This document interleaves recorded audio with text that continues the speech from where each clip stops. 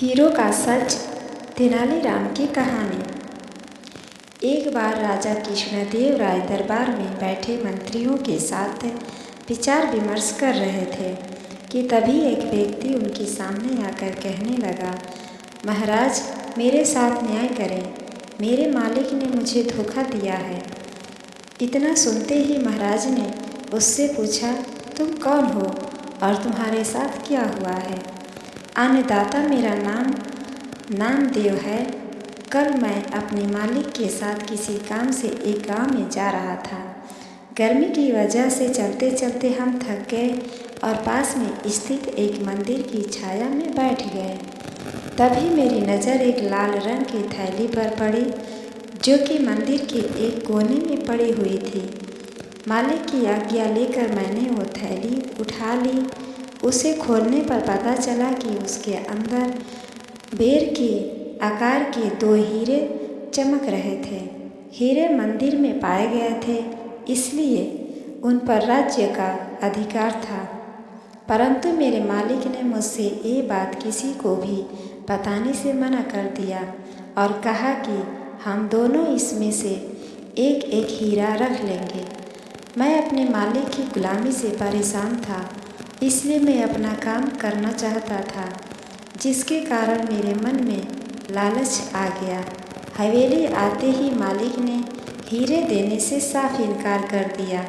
यही कारण है कि मुझे इंसाफ चाहिए। महाराज ने तुरंत कोतवाल को भेजकर नामदेव के मालिक को महल में पेश होने का आदेश दिया। नामदेव के मालिक को जल्द ही राजा के सामने लाया गया।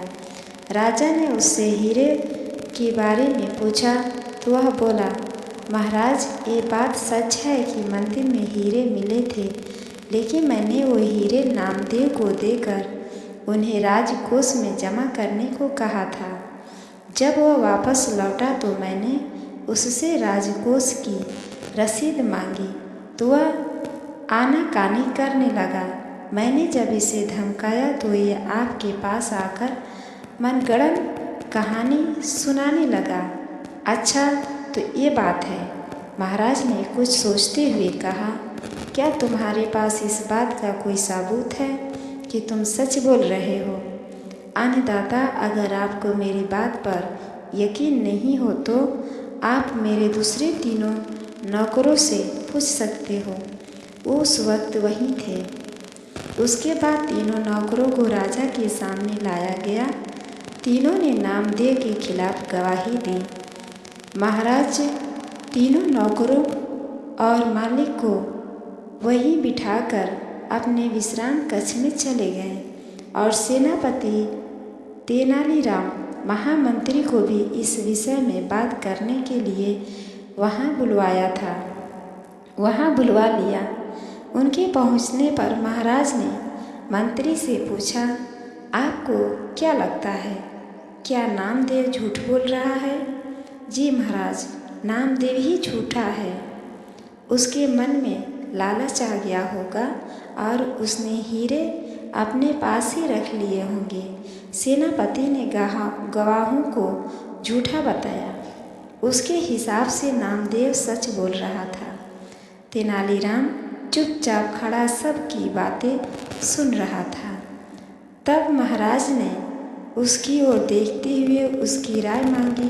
तेनालीराम बोला, महाराज, कौन झूठा है और कौन सच्चा, इस बात का अभी पता लग जाएगा, परंतु आप लोगों को कुछ समय के लिए पर्दे के पीछे छुपना होगा। महाराज इस बात से सहमत हो गए, क्योंकि वो जल्दी जल्दी इस मसले को सुलझाना चाहते थे, इसलिए पर्दे के पीछे जाकर छुप गए। महामंत्री और सेनापति मुंह सिकोड़ते हुए पर्दे के पीछे चले गए। अब विश्राम कक्ष में केवल तेनालीराम ही दिखाई दे रहा था। अब उसने सेवक से कहकर पहले गवाह को बुलाया। गवाह के आने पर तेनालीराम ने पूछा, क्या तुम्हारे मालिक ने तुम्हारे सामने नामदेव को हीरे दिए थे? जी हाँ। फिर तो तुम्हें हीरे के रंग और आकार के बारे में भी पता होगा। तेनालीराम ने एक कागज और कलम गवाह के सामने करते हुए उससे कहा, लो, मुझे इस पर हीरे का चित्र बनाकर दिखाओ। इतना सुनते ही उसकी सिट्टी पिट्टी गुल हो गई और बोला, मैंने हीरे नहीं देखे क्योंकि वो लाल रंग की थैली में थे। अच्छा, आप चुपचाप वहाँ जाकर खड़े हो जाओ। अब दूसरे गवाह को बुलाकर उससे भी यही प्रश्न पूछा गया। उसने हीरों के रंग के बारे में बताकर कागज़ पर दो गोल गोल आकृतियाँ बनाकर अपनी बात साबित की। फिर उसे भी पहले गवाह के पास खड़ा कर दिया गया और तीसरे गवाह को बुलाया गया। उसने बताया कि हीरे भोजपत्र की थैली में थे, इस वजह से वह उन्हें देख नहीं पाया। इतना सुनते ही महाराज पर्दे के पीछे से सामने आ गए। महाराज को देखते ही तीनों घबरा गए और समझ गए कि अब सच बोलने में ही उनकी भलाई है। तीनों महाराज के पैरों को पकड़कर माफ़ी मांगने लगे और बोले, हमें झूठ बोलने के लिए हमारे मालिक ने धमकाया था और नौकरी से निकालने की धमकी दी थी, इसलिए हमें झूठ बोलना पड़ा। महाराज ने तुरंत मालिक के घर की तलाशी के आदेश दिए। तलाशी लेने पर दोनों हीरे बरामद कर लिए गए। सजा के तौर पर मालिक को 10,000 स्वर्ण मुद्राएं नामदेव को देनी पड़ी और 20,000 स्वर्ण मुद्राएं जुर्माने के तौर पर भरनी पड़ी।